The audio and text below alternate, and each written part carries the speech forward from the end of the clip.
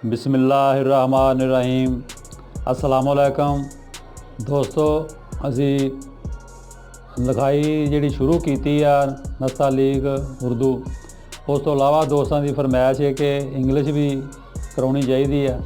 वो असी इंग्लिश भी शुरू कर रहे हैं। वो इंशाअल्लाह 26 हरफ ने एक महीने के जोड़ा ना हर आदमी इंग्लिश जी है ना बेहतर कर सकता है। और वो जिदा ही दसांगे उस तरीके वो मशक जी है ना रोज़ाना के हिसाब न करनी है तो इंशाअल्लाह बहुत जल्द ठीक हो जाएगी। तो उम्मीद करांगे कि तुसी पसंद करोगे। जोड़ा साडा तरीकाकार है वो दसन का वो तुसी अपनाओगे इंशाअल्लाह।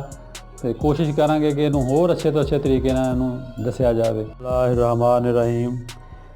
अज साडी इंग्लिश का सबक है, सबक नंबर 12। लफ्ज़ अज असी लिखना दसांगे क्यों। है जोड़ा पहले ओ बना के दसिया सी, ओ ही बनना वा। इनू उपर जाके नीचे इस लाइन तो इनू बजाय इधर दी इनू इधर उपर नूं छोड़ांगे ताकि है वा जी क्यों। यदा जोड़ा बैजा शुरू के बनाया गया वा वो बैजा जोड़ा वो कायम रहना चाहिए। जिन्ने भी क्यों लिखे जान उन्होंने सब के एक नज़र आए क्या बैजा एक जैसा ही है। और दूसरा वा ये एंगल, तुसी एंगल नूं मद्देनज़र रखोगे तो सारे दी ये खूबसूरती है एक जैसे एंगल से चल रहा वा।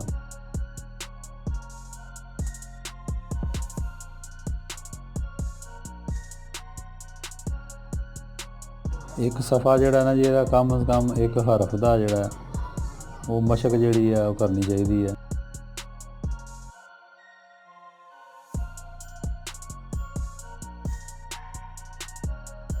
ये नाल ही असी दूसरा हरफ करांगे जी हार।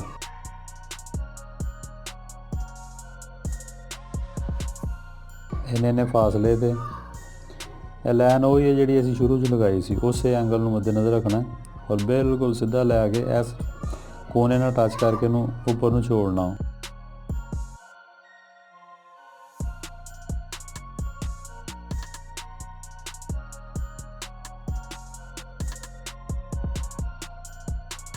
तो तुहाडे कोल टाइम है तुसीं आसानी ना कर सकते जी तो दोवें हरफ कर लो।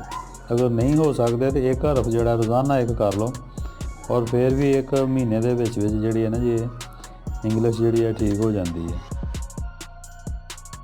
और यह सी साडा अज दा क्यों और आर।